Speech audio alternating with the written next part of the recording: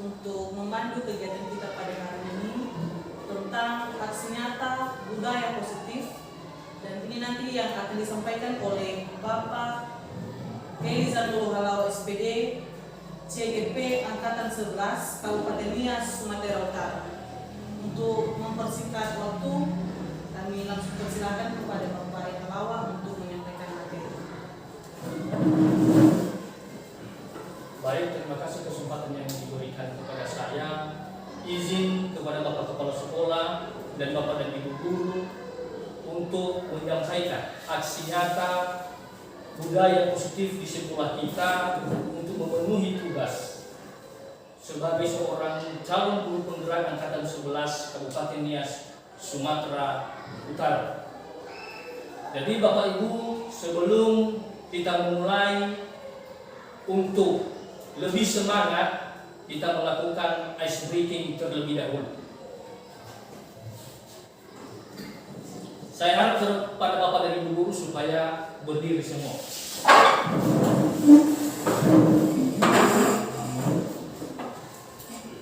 Tepuk semangat. Semangat.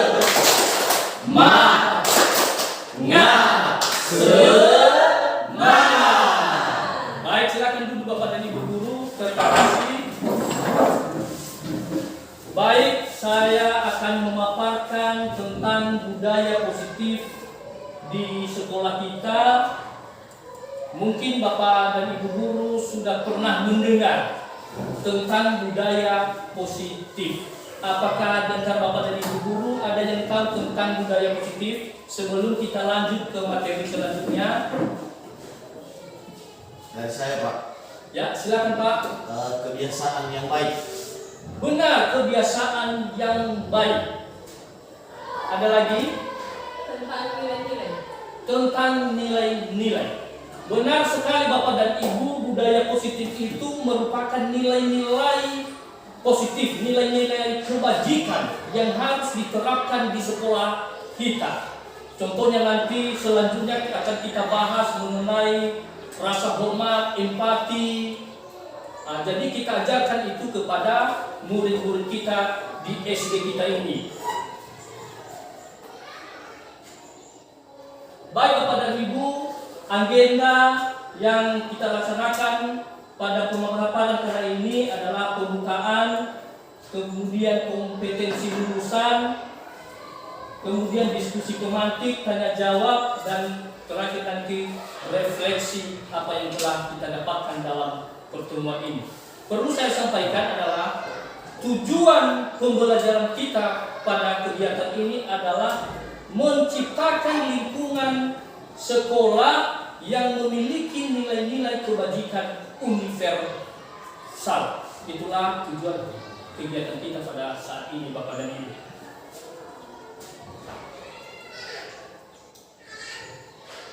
Jadi yang kita kupas pada saat ini Bapak dan Ibu ada beberapa topik. Yang pertama adalah disiplin positif dan nilai-nilai kebajikan universal. Yang kedua, teori motivasi, hukuman dan penghargaan restitusi. Dan ketiga, keyakinan kelas. Dan keempat, kebutuhan dasar manusia dan dunia berkualitas. Dan yang kelima adalah restitusi, 5 posisi kontrol, dan 6 restitusi, segitiga restitusi. Sebelum kita lanjut Bapak Ibu, saya akan memberikan pertanyaan kepada Bapak dan Ibu. Menurut Bapak Ibu, apa itu disiplin? Aturan. Aturan. Benar, ada lagi? Perilaku. Benar. Disiplin itu merupakan sebuah aturan supaya ada keteraturan dalam setiap instansi tersebut. Apalagi apa tadi yang dijawab oleh Ibu Delau? Perilaku. Jadi disiplin itu harus ada di dalam diri seseorang itu bagaimana berperilaku yang baik. Nah, benar yang dikatakan oleh Bapak dan Ibu. Jadi Bapak Ibu, mari kita bahas mengenai disiplin ini. Definisi dari disiplin. berasal dari bahasa Latin disiplina yang artinya belajar. Disiplin diri membuat orang menggali potensi menuju sebuah tujuan apa yang dia hargai. Jadi Bapak Ibu, jadi seseorang menggali potensinya tentang apa tujuannya, apa yang dia inginkan, apa yang dia hargai dalam dirinya itu.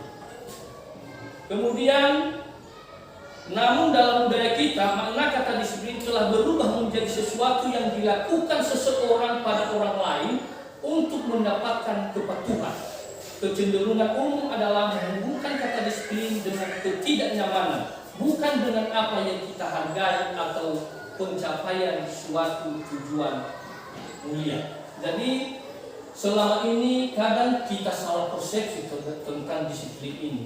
Kadang-kadang disiplin ini kita jadikan sebuah hukuman sehingga orang lain tidak nyaman. Nah, jadi mindset seperti itu, itulah yang kedepannya kita ubah menjadi nilai-nilai yang positif. Nah, ini dia Bapak Ibu definisi disiplin. Disiplin adalah suatu kondisi yang terbentuk melalui serangkaian tindakan yang menunjukkan nilai-nilai kepatuhan dan ketaatan. Salah satu nilai karakter tersebut selalu ditanamkan guru di sekolah dengan harapan dapat menciptakan iklim belajar yang kondusif.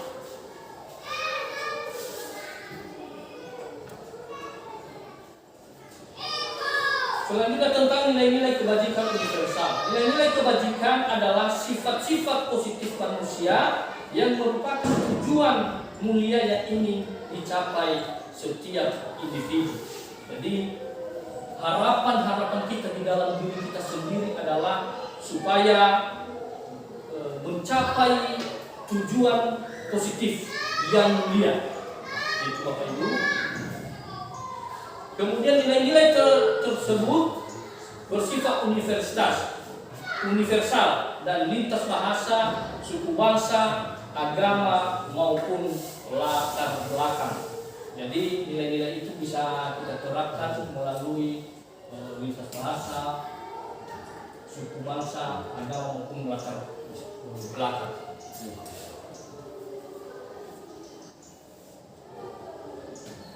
Nilai-nilai kebajikan universal adalah prinsip-prinsip moral yang dianggap sebagai panduan perilaku yang baik dan benar oleh banyak budaya.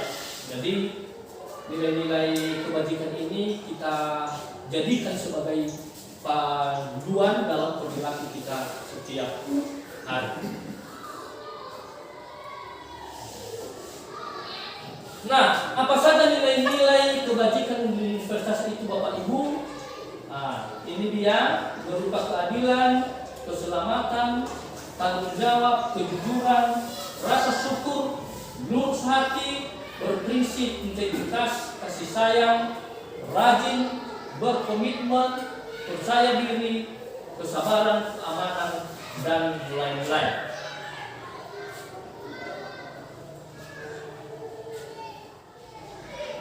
Nilai-nilai kebajikan yang ingin dicapai oleh setiap anak Indonesia kita kenal dengan profil pelajar Pancasila, yaitu beriman, bertakwa kepada Tuhan Yang Maha Esa dan berakhlak mulia, mandiri, bernalar kritis, berbinekaan global, bergotong royong, dan kreatif. Inilah 6 dimensi profil pelajar Pancasila.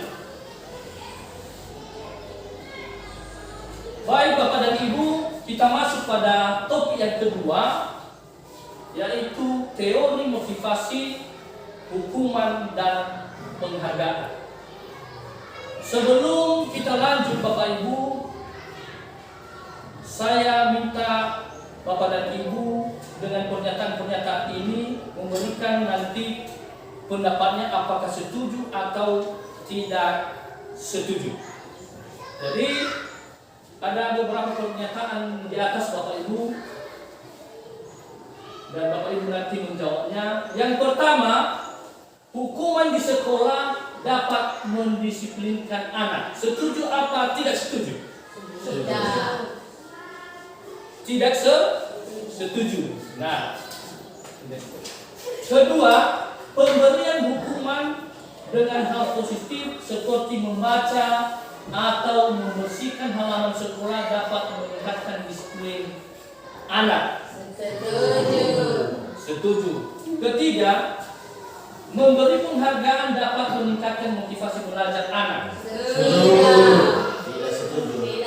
Nah, Pak Kepala Sekolah mengatakan tidak setuju. Benar. Dengan selalu kita memberikan penghargaan akan mengurangi kualitas seorang anak. Karena apabila suatu saat nanti tidak ada penghargaan bagi dia, maka kualitasnya akan berkurang. Dalam melakukan sesuatu, dia tidak akan melakukannya karena tidak ada yang dia dapatkan. Kemudian yang keempat, membuat anak merasa bersalah, memberi dampak lebih ringan dibanding menghukum. Nah, jadi bagaimana Bapak Ibu, setuju atau tidak setuju? Benar, yang dikatakan Ibu Lase bahwa kadang kita jika anak itu bersalah, maka terus kita menekannya dengan terus membuat dia bersalah. Kata-kata yang membuat dia bersalah. Kamu seperti ini tidak boleh ini. Udah dilarang pun tetap kamu lakukan. Jadi dalam mengatasi masalah anak perlu kita hati-hati Bapak Ibu, sehingga jangan sempat kita buat anak tersebut merasa bersalah.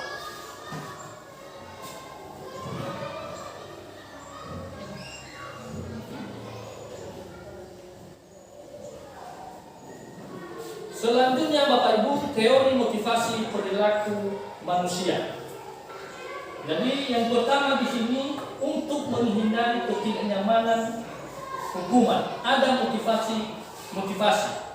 Ada motivasi eksternal, motivasi internal yang tujuannya disiplin positif. Itu tadi yang saya katakan. Pertama, motivasi seseorang itu mengikuti disiplin adalah untuk menghindari ketidaknyamanan hukuman. Jadi bukan karena kesadaran seseorang tersebut, tapi hanya karena supaya terhindar dari hukuman. Itu menghindari hukuman. Kemudian yang kedua, untuk mendapatkan imbalan dari orang lain, institusi. Apa yang akan saya dapatkan apabila saya melakukan? Jadi baru dia disiplin seseorang itu dengan harapan dia mendapat imbalan. Dan yang ketiga, untuk menghargai diri sendiri, saya akan menjadi orang seperti apabila saya melakukannya.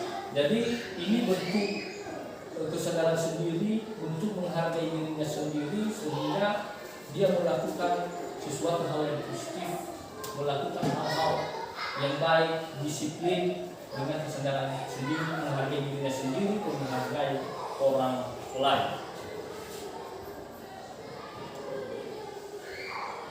Masih semangat Bapak Ibu? Semangat. Baik, untuk lebih semangat, kita akan meminta salah seorang dari Bapak dan Ibu guru untuk melakukan ice breaking. Kepada Ibu Yun, dipersilakan.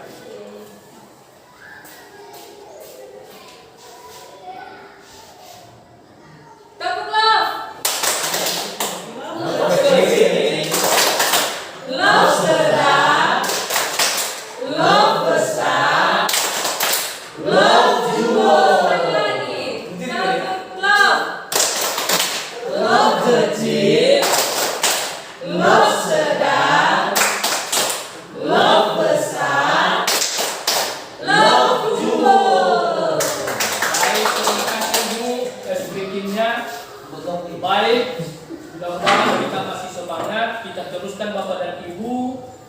Ini menurut tokoh pendidikan kita, Ki Hajar Dewantara, merdeka itu artinya tidak hanya terlepas dari perintah, akan tetapi juga cakap buat memerintah diri sendiri.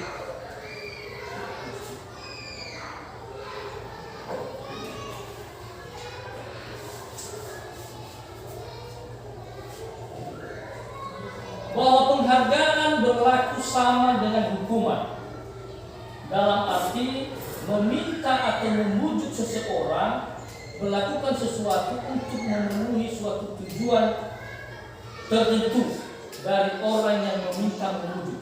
Dorongan eksternal dan akan ada faktor ketergantungan. Beberapa dampak dari pemberian penghargaan. Jadi seperti yang saya katakan tadi Bapak Ibu, dengan membiasakan memberikan penghargaan secara terus-menerus kepada murid contohnya, maka dia akan ketergantungan dengan penghargaan tersebut. Seperti yang saya katakan tadi, kalau dia tidak mendapat penghargaan atau berupa pujian, maka dia tidak melakukan sesuatu hal yang baik. Beberapa dampak dari pemberian penghargaan.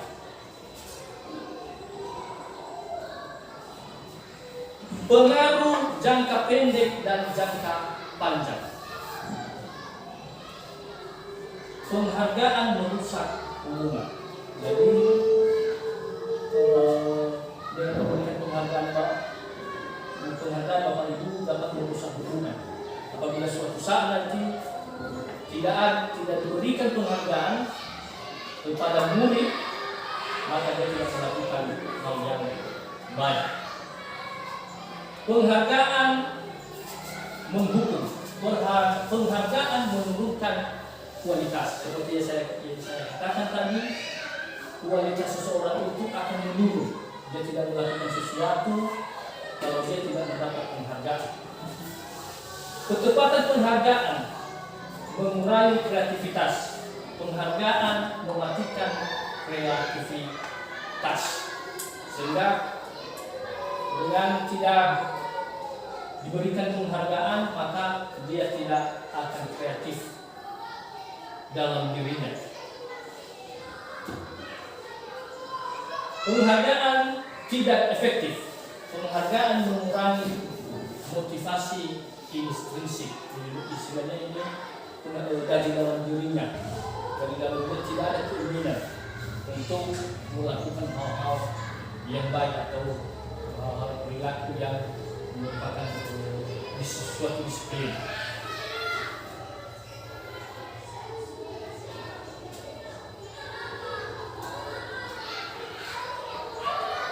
Bentuk program kebajikan. Dalam memberikan apresiasi atau pengakuan perlu diingat beberapa hal. Beri pengakuan secara khusus, bukan pujian atau penghargaan.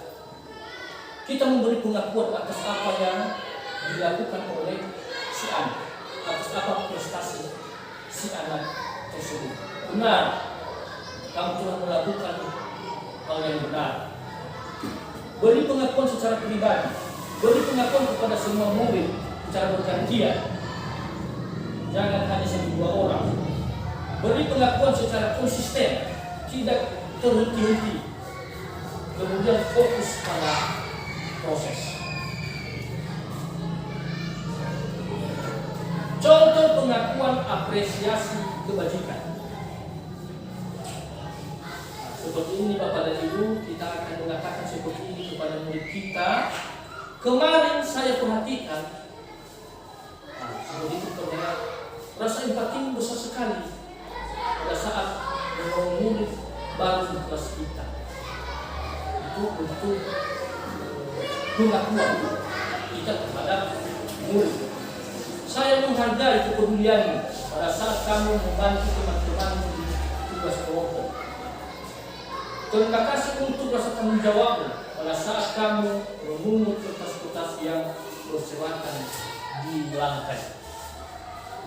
Jadi itu bentuk-bentuk pengakuan. Jadi untuk selanjutnya Bapak Ibu, saya ada beberapa pernyataan untuk Bapak dan Ibu. Kita tentukan nanti ini dalam bentuk hukuman atau konsekuensi. Jadi ada pernyataan ada 7. Yang pertama, mencatat 100 kali di dalam buku kalimat, saya tidak akan terlambat lagi karena terlambat ke sekolah. Ini bentuk hukuman atau konsekuensi Bapak Ibu? Hukuman. Baik, kita teruskan. Yang kedua, kita lihat nanti jawaban kita apa benar atau salah. Yang kedua, lari mengelilingi lapangan basket 2 kali karena terlambat hadir di sekolah. Hukuman. Oke, kita lihat nanti. Ketiga, murid diminta untuk push up 15 kali karena tidak menggunakan masker ke sekolah. Hukuman. Mengatakan hukuman. Malah mengatakan hukuman. Yang keempat, menggantikan kertas tugas teman yang telah dicoret-coret.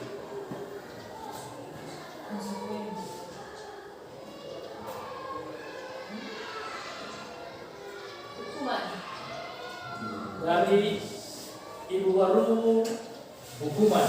Baik, kita lihat nanti. Kalau dikatakan sanksi juga sama. Mana lebih berat, sanksi atau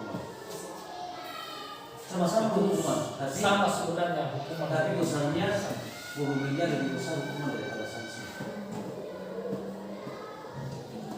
Baik, menurut Pak Mindova itu merupakan sanksi. Selanjutnya nomor 5, membersihkan tumpahan air di meja tulis karena tersenggol pada saat belajar. Konsekuensi. Kita kasih konsekuensi. Keenam, meminta murid tidak mengenakan sepatu seharian di sekolah karena tidak menggunakan sepatu hitam. Hukuman. Lalu Ibu Yun, Ibu Lase, konsekuensi. Kami di sekolah ini Sekolah ini hukuman.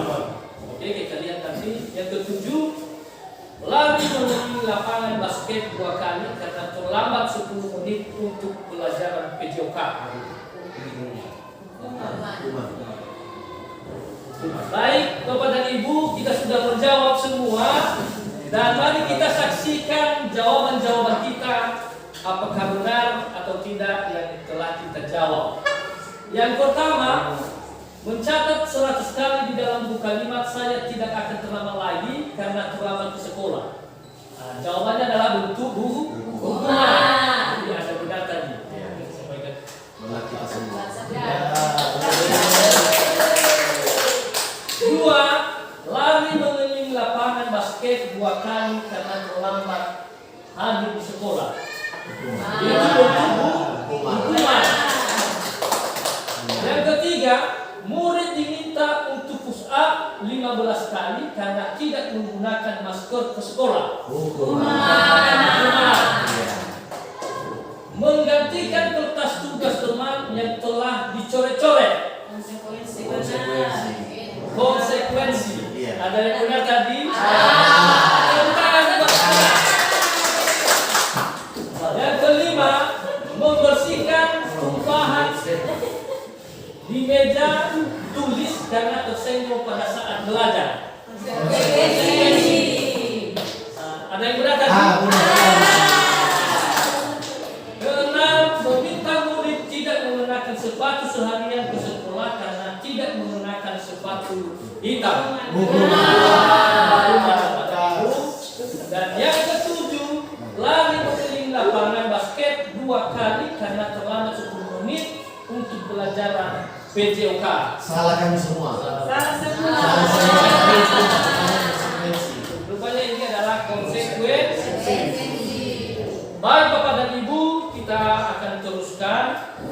yaitu kita bahas mengenai apa itu restitusi.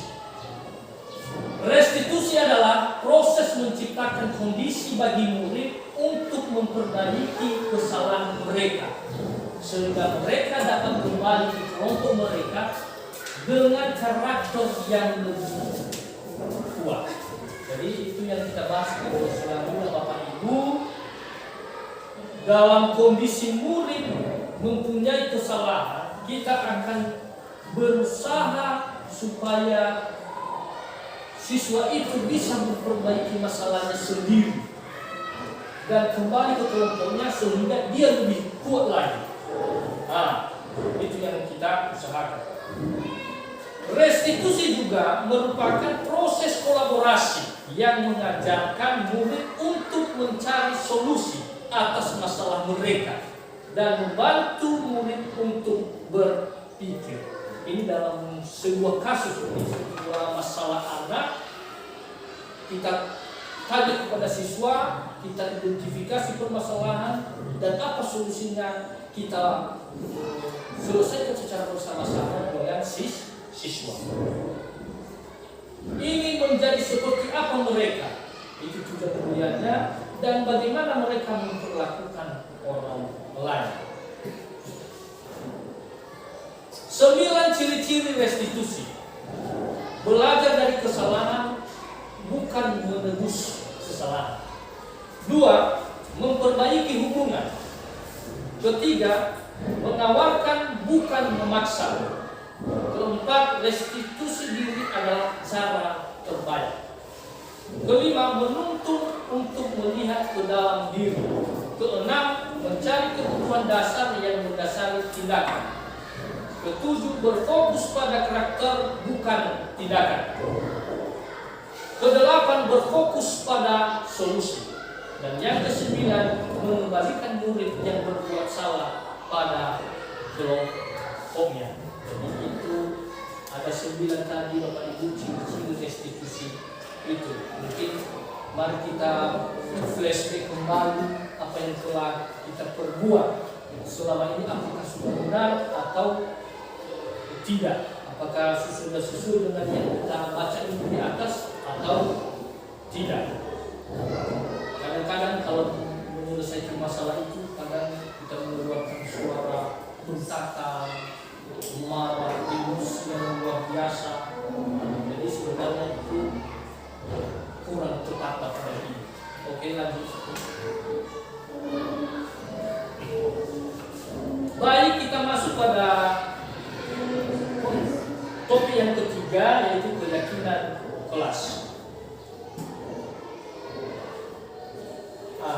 Jadi ada pertanyaan di sini Bapak Ibu, mengapa tidak peraturan saja? Mengapa harus keyakinan kelas? Jadi selama ini yang kita lakukan di sekolah adalah peraturan.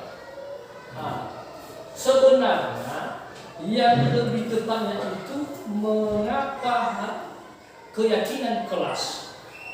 Karena peraturan itu Bapak dan Ibu dibuat hanya sepihak, yang dibuat oleh Bapak dan Ibu guru. Jadi kalau keyakinan kelas itu dibuat secara bersama-sama, dikomunikasikan dulu bersama dengan Ibu guru, dan kita meminta kesepakatan siswa itu sendiri, murid semua, kita minta kesepakatan mereka. Dengan kita memberikan, kita melibatkan seseorang murid dalam membuat keyakinan kelas, maka dia enggan untuk melanggar apa yang telah kita tetapkan sebagai keyakinan kelas. Jadi ada pertanyaan di sini Bapak Ibu, mengapa kita memiliki peraturan harus menggunakan helm bila mengendarai kendaraan roda 2? Kenapa Bapak Ibu? Supaya tidak ditilang, benar kata Ibu Arum. Jadi menyelamatkan kita dari kecelakaan. benar sekali. Bisa. Jadi kenapa kita memakai helm? Itu demi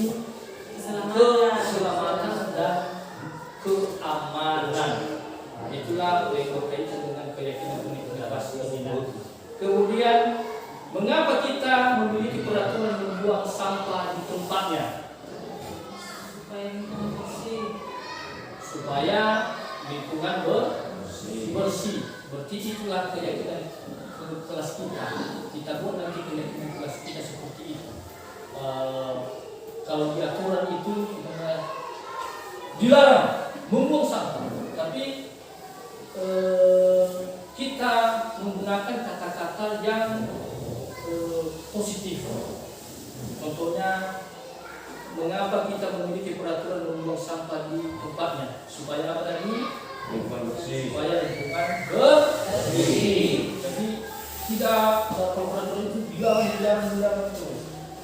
Kemudian mengapa kita memiliki peraturan harus datang tepat waktu pada saat mengikuti pelatihan?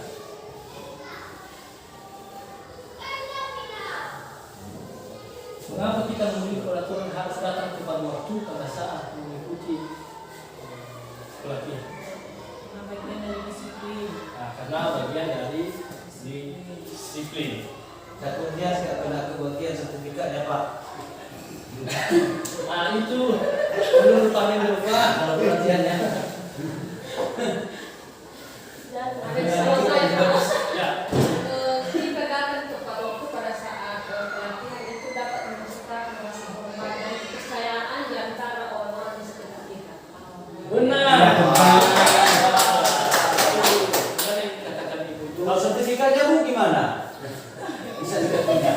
Itu hasil akhir.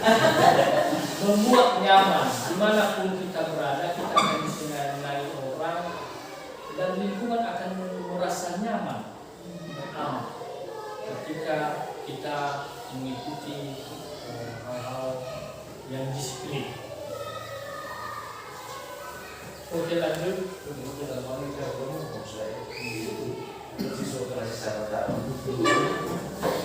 Ini mengenai peraturan dan keyakinan kelas mulai kebajikan yang dituju. Selalu kembalikan buku ke tempatnya. Nah, itu peraturan, kalau di peraturan selalu kembalikan. Kalau di keyakinan kelas mulai kebajikan yang dituju, tanggung jawab. Istilahnya siswa bertanggung jawab untuk mengembalikan buku di tempatnya. Nah, seperti itu Bapak dan Ibu. Kemudian dilarang mengganggu orang lain, menghormati orang lain dan diri sendiri. Nah, itu merupakan keyakinan kelas. Hadir di sekolah 15 menit sebelum pembelajaran dimulai, itu peraturan. Menghormati orang lain, komitmen pada tujuan. Dilarang melakukan kekerasan. Itu milik kepentingannya keselamatan, menghormati orang lain. Dilarang menggunakan narkoba. Itu milik kepentingannya adalah kesehatan. Bergantian atau menunggu giliran, menghormati orang lain, kesabaran. Menggunakan masker, kesehatan, keselamatan, kepedulian. Jangan berlari di kelas atau koridor, keselamatan, keamanan, dan kepedulian. Nah, itu adalah nilai-nilai kewajiban. Kemudian ada beberapa kesepakatan kelas lagi Bapak dan Ibu. Datang tepat waktu, mengucapkan salam, menjaga kebersihan sekolah, berdoa sebelum dan sesudah kegiatan, aktif dalam pembelajaran. Nah, jadi itu contoh-contoh kesepakatan kelas pertemuan.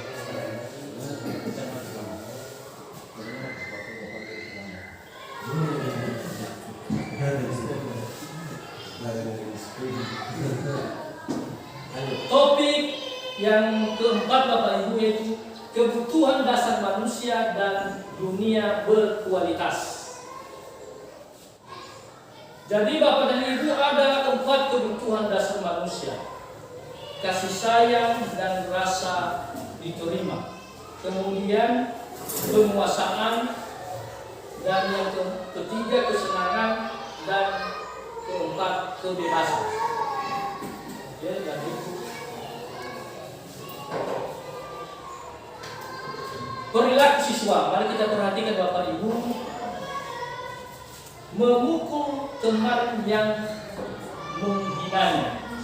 Jadi kebutuhan yang mungkin berusaha dipenuhi dalam diri siswa itu dia ingin kekuasaan dan dia ingin punya power, kekuasaan, sehingga kalau ada orang yang menghinanya langsung dipukulnya karena ada dalam kebutuhan kekuasaan dalam dirinya. Pernyataan pada siswa, apakah ada cara untuk memenuhi kebutuhan kekuasaan tanpa melakukan kekerasan? Jadi itu yang kita usahakan Bapak Ibu kepada diri siswa itu untuk tidak melakukan sesuatu hal yang tidak baik, contohnya langsung memukul apabila dia berantem dengan temannya. Nah, jadi itu Bapak Ibu. Ada perilaku siswa lagi Bapak dan Ibu menyebarkan gosip tentang teman sekelas. Nah, kebutuhan yang mungkin berusaha yang diusahakan dalam diri siswa itu cinta dan kasih sayang.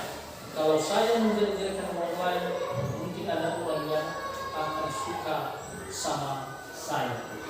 Jadi kebutuhan siswa itu cinta dan kasih sayang, tapi dalam dirinya dia ingin menjelek-jelekan orang lain. Pertanyaan pada siswa, apakah ada cara untuk memenuhi kebutuhan cinta dan kasih sayang tanpa merusak reputasi orang lain? Jadi itu yang kita usahakan Bapak dan Ibu, supaya anak-anak itu tidak melakukan sesuatu hal supaya dia dianggap baik, sehingga supaya dia diterima, namun pada hal dia menjelek-jelekan orang lain. Perilaku siswa menjatuhkan teman saat teman sedang berjalan di lorong sekolah.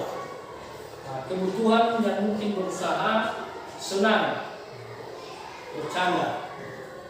Pertanyaan pada siswa, apakah ada cara untuk memenuhi kebutuhan senang tanpa menyakiti orang lain? Perilaku siswa mengganggu di kelas. Kebutuhan yang mungkin berusaha dipenuhi, kebebasan. Bebaskan saya. Pertanyaan pada siswa, apakah ada cara untuk memenuhi kebutuhan kebebasan tanpa mengganggu pembelajaran semua orang? Jadi itu tadi Bapak dan Ibu mengenai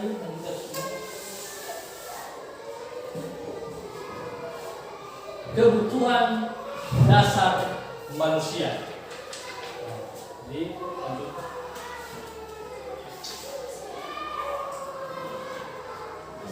Berdasarkan teori kontrol, Dr. William Glasser bosan menyebutkan 5 posisi kontrol yang diterapkan seorang guru. Nah, yang pertama, penghukum. Mari kita baca bersama-sama Pak Ibu. Posisi kontrol ini masih diterapkan oleh beberapa guru dengan anggapan hukuman mempercepat penyelesaian masalah tanpa memikirkan dampak buruk yang ditimbulkan. Seorang penghukum biasanya melontarkan pertanyaan-pertanyaan menyakiti serta gestur menunjuk, menghardik, dan mata melotot. Dampak posisi kontrol tersebut, murid dapat menjadi penendang, pemberontak, dan menyalahkan orang lain. Dampak lebih buruknya, murid akan mengalami keterpurukan mental seperti lunturnya rasa percaya diri dan kesedihan yang berkelanjutan. Nah, jadi itulah posisi kontrol yang sering dilakukan Bapak dan Ibu guru, termasuk mengenai penghukuman ini Bapak dan Ibu. Kadang kalau ada kasus siswa itu kita langsung memberikan hukuman sehingga ada dampaknya. Nah, seperti yang saya katakan tadi, berefek pada siswa tersebut. Kemudian yang kedua adalah penguat rasa bersalah. Pada posisi ini, guru akan berkata lebih lembut. Guru akan menciptakan nyaman, rasa bersalah, bahkan rendah diri. Yang rendah diri posisi kontrol tersebut berdampak pada penilaian diri yang buruk. Murid akan merasa bersalah dan tidak berharga. Tidak seperti dampak posisi penghukum, murid dapat melupakan segala amarah meskipun dengan cara negatif. Murid dengan perasaan tertekan seperti ini yang tiba-tiba dapat meletus amarahnya sehingga dapat menyakiti diri bahkan orang lain. Jadi saya rasa ibu bapak ini melebihi dari penghukuman tadi. Jadi kita membuat siswa itu sudah salah kita buat terus dia merasa bersalah dengan kata-kata kita, bagaimana menangani siswa dengan kata-kata yang tidak baik, sehingga siswa bisa tertekan. Teman, pada posisi kontrol ini guru tidak akan menyakiti murid, namun akan tetap berupaya mengontrol melalui persuasi. Guru akan bersikap akrab, bertata ramah dengan gestur merapat pada murid dan tersenyum jenaka. Dampak posisi kontrol ini dapat positif dan negatif. Positif dapat menjalin hubungan baik antara guru dan murid. Sedangkan negatifnya akan muncul rasa ketergantungan murid terhadap guru. Di samping itu murid akan merasa dikecewakan apabila suatu saat guru tidak akan membantunya. Hal lain yang dapat timbul yakni murid akan berlaku baik hanya kepada guru tertentu dan akan berlaku semaunya jika bersama guru lain. Jadi saya pikir sudah jelas Bapak dan Ibu dengan posisi kontrol ini sebagai teman. Jadi siswa akan ketergantungan terhadap guru tersebut. Kemudian selanjutnya pemantau atau posisi mengawasi. Ketika mengawasi, guru bertanggung jawab atas perilaku murid-murid yang diawasi. Posisi pemantau berdasarkan peraturan-peraturan dan konsekuensi. Dengan menggunakan sanksi dan konsekuensi, guru dapat memisahkan hubungan pribadi dengan murid. Posisi tersebut berawal dari teori stimulus, respons yang menunjukkan tanggung jawab guru dalam mengontrol murid. Seorang pemantau sangat mengandalkan perhitungan, catatan, dan data yang dapat digunakan sebagai bukti atas perilaku seseorang.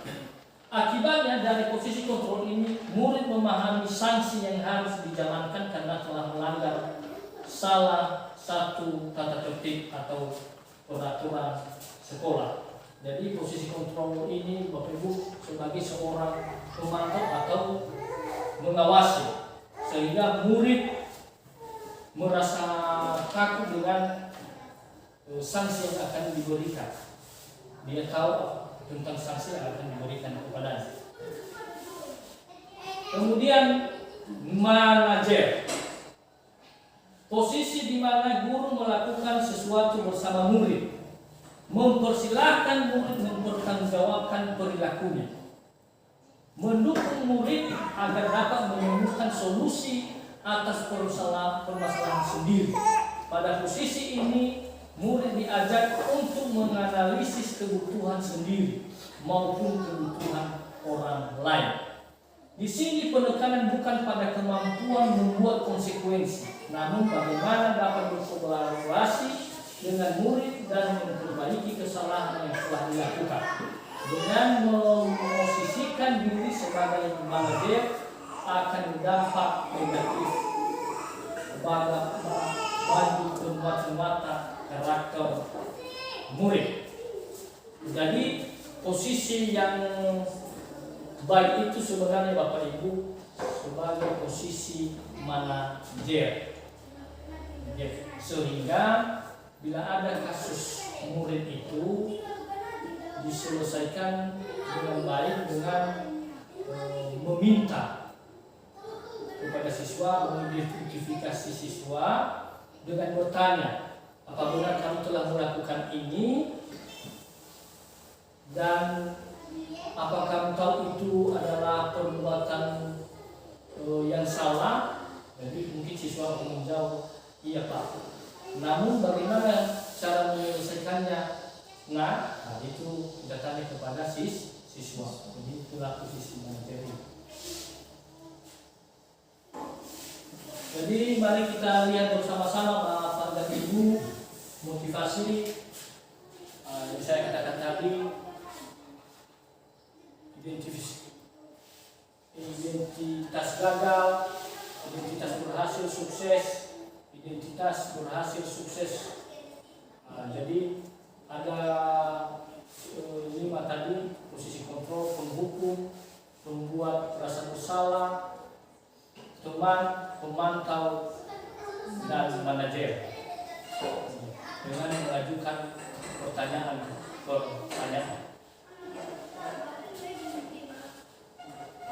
Nah, sekarang Bapak dan Ibu, apa posisi kita sebagai guru selama ini? Apa yang kita lakukan dari 5 posisi kontrol yang saya sampaikan tadi? Lanjut dulu.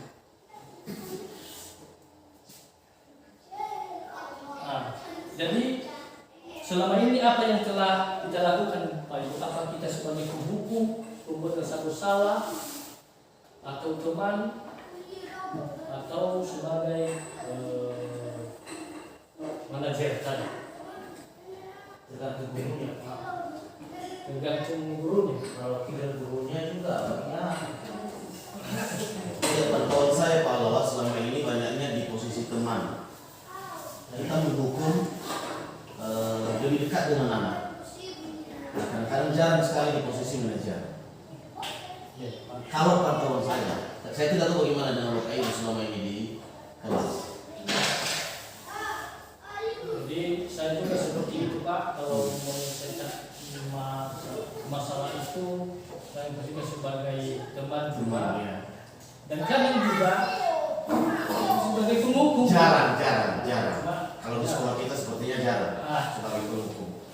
Tapi sebagai pribadi, Ya. kadang juga saya lakukan sebagai penghukum, karena beda-beda situasi. Iya. Mungkin karena emosi yang berlebihan. Baik, seterusnya Bapak Ibu, kita masuk disiplin positif melalui segitiga restitusi di sekolah. Apa pula itu segitiga restitusi?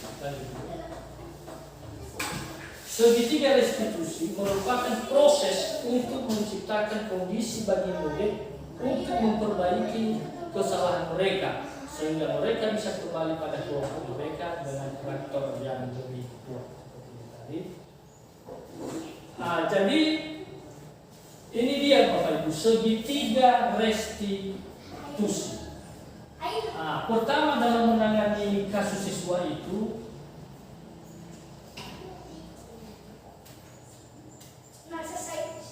ini adalah segitiga restitusi. Kita melakukan validasi, menstabilkan identitas. Yang pertama, menstabilkan identitas. Kita tanya dulu dengan memberikan pertanyaan kepada siswa. Contoh, siswa terlambat. Saya dengar kamu dari ketua kelas, kamu sering terlambat ke sekolah. Apakah benar itu? Benar Pak. Berapa kali kamu buat kesalahan seperti itu? Mungkin dijawabnya ada 3 kali Pak. Kamu tahu yang kamu lakukan itu telah melanggar keyakinan kelas kita. Iya Pak. Jadi bagaimana solusi untuk terhadap yang kamu lakukan itu? Mungkin dijawab,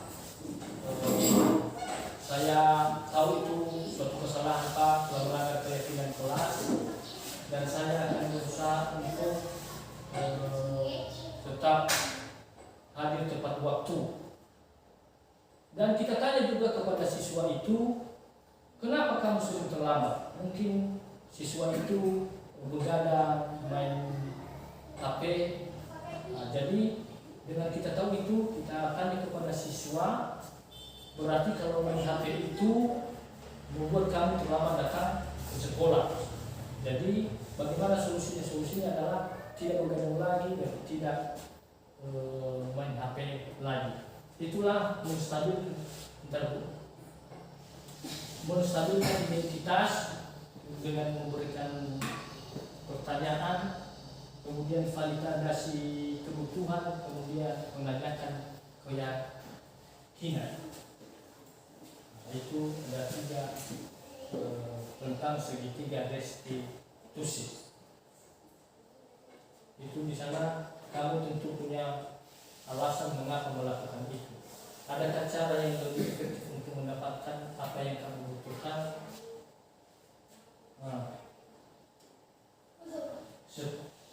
Kita memberikan penelitian kepada siswa bahwa setiap orang itu pasti akan berbuat salah. Kemudian menilai apakah yang telah kita sepakati, kamu ingin menjadi orang seperti apa. Jadi dalam penyelesaian kasus seperti itu, seperti yang saya ceritakan tadi.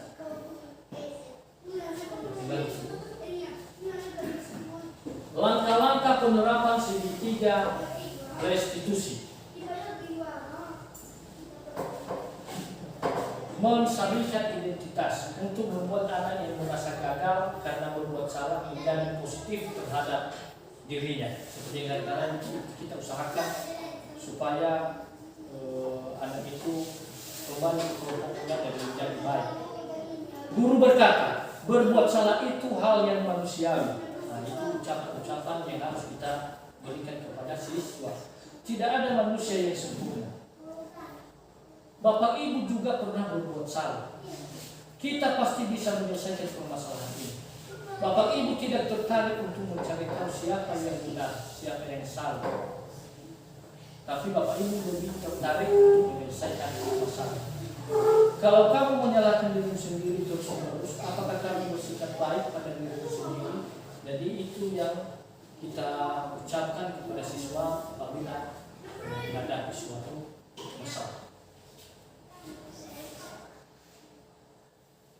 Validasi kebutuhan, membantu murid mengenali kebutuhan dasar yang ingin dipenuhi ketika melakukan kesalahan itu. Pada dasarnya setiap tindakan manusia tujuannya adalah memenuhi kebutuhan dasar. Apakah itu penguasaan, kebebasan, kasih sayang, dan rasa diterima, kesenangan, atau bertahan hidup. Guru berkata, kamu bisa saja akan melakukan hal yang lebih buruk, tapi kamu tidak melakukannya. Kamu pasti punya alasan mengapa melakukan itu. Apa yang penting bagi kamu? Kamu boleh tetap berusaha menjaga sikap itu, tapi tambahkan sikap yang lain, yang baru. Maukah kamu belajar cara lain untuk mendapatkan yang kamu butuhkan tanpa harus menuntut? Apakah kamu bisa melakukan dengan lebih baik besok lagi? Langkah berikutnya itu menanyakan keyakinan. Anak melihat kesalahannya dihubungkan dengan norma sosial dan nilai-nilai yang mendasari manusia berinteraksi dengan orang lain. Guru berkata, apa nilai yang kita percaya di kelas sekolah kita? Nilai-nilai universal apa yang telah kita sepakati? Kelas yang ideal itu seperti apa sih? Kamu ingin jadi anak seperti apa? Apa yang kamu rasakan ketika kamu melakukan itu? Kamu menjadi orang seperti apa? Jadi itu seperti yang saya katakan tadi, Bapak Ibu. Kan ada keyakinan yang telah kita buat di kelas nanti. Dengan begitu, bila siswa itu melakukan kesalahan, maka kita tanyakan kepada siswa, apakah itu sesuai dengan keyakinan kelas kita? Tentu dijawabnya tidak, Pak. Jadi apa solusinya supaya tidak terulang lagi? Nah itu yang kita tanyakan kepada siswa. intervensi 30 detik. Intervensi ini bisa membantu murid kembali ke tujuan semula dengan cukup singkat dan dengan cara non konfrontatif. Lagi. Apakah kamu ingin berbuat lebih baik? Tanya kepada siswa. Apakah saat ini kamu sedang menjadi orang yang sedang kamu inginkan? Apakah kamu bisa mengubah kegiatan perilaku kamu saat ini menjadi sikap yang lebih membantu? Apakah wajar membuat kesalahan? Bisakah kita memperbaikinya? Apa yang kamu lakukan saat ini sesuai? Kapan kamu siap untuk mulai? Peraturannya apa? Sepertinya kamu punya masalah. Saya bisa bantu kamu. Bantu apa? Saat ini kamu seharusnya berbuat apa? Apa yang bisa saya bantu agar kamu bisa melakukannya? Apakah saya bisa bantu kamu agar dapat segera mulai? Apakah tugas kamu saat ini? Bagaimana kamu ingin diperlakukan pada kegiatan ini? Bisakah kamu melakukannya? Apakah yang kamu inginkan? Peraturan apa?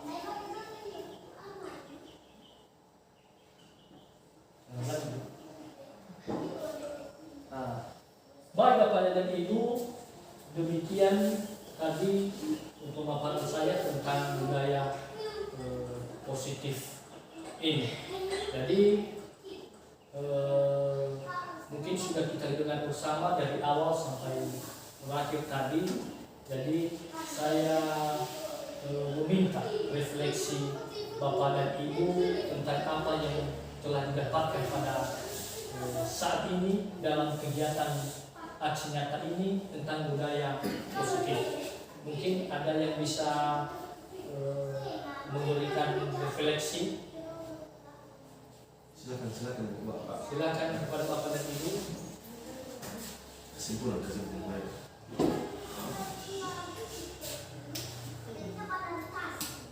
Ya, silakan Ibu Waruhu. Baik Pak, terima kasih buat kesempatannya.